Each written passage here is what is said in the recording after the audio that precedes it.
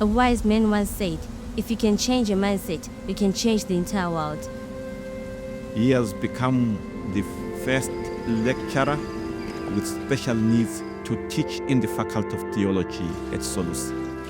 Deep inside, I was feeling, God, I'm just doing this because you have said he is the person. But you know the struggles we've gone through. This cannot be so real. How do I present this guy to my sisters? And now I have to go back and tell them I've accepted his proposal. I look so stupid.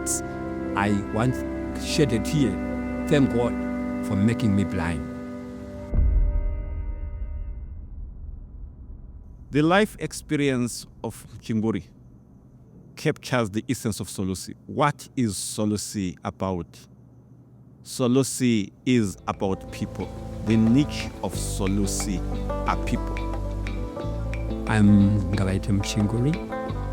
As you perhaps may notice, I have a physical condition, visual challenged, and I grew up in this condition. And I had a sister of mine who really was the eldest one. She really took care of me.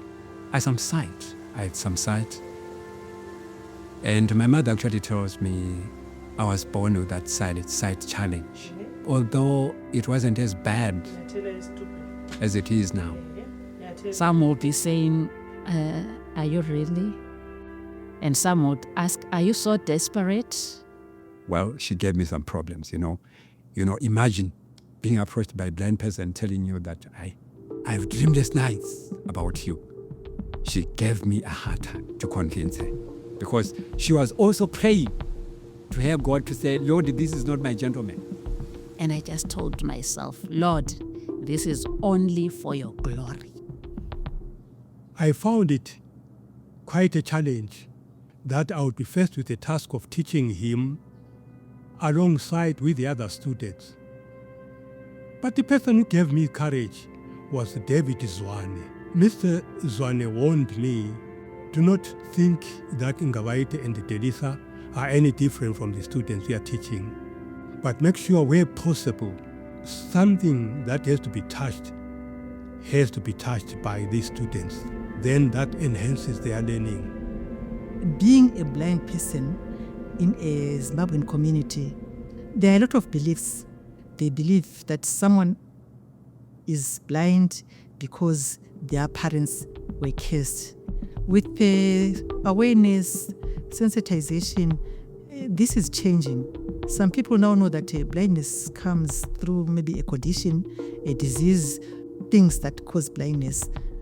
In fact, if there is anything he doesn't want anyone to feel, is to feel sorry for him. Because he's capable, he can function, and he does function just like anybody else.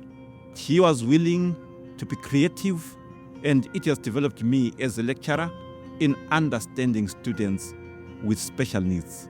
And so interacting with Pastor Mchinguri is an advantage for our students. So one thing that I've learned from him is that there is nothing impossible for a human being to do. There is nothing impossible for a human mind to achieve. As a student, if you end where your lecturer ended, then you have not begun.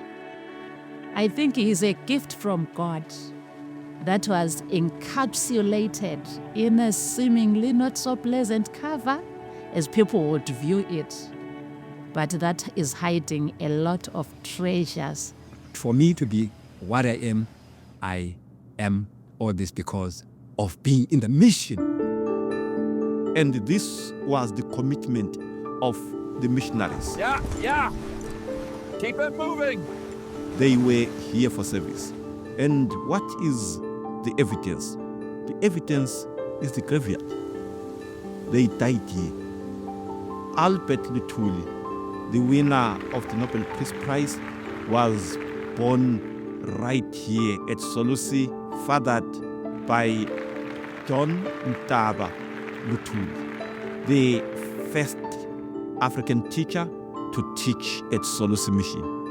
From its inception in 1894, Solusi was intended to change the lives of local Africans so that they could reach out with the message of hope, the message of salvation. I was born in 2008 in Africa. I live with my mother. I know nothing about God. When I came to school, I now know God, who He is, all His doings. For people to realize what are our possibilities, those possibilities are limitless. As long as God is there for them, He can change their lives for the better.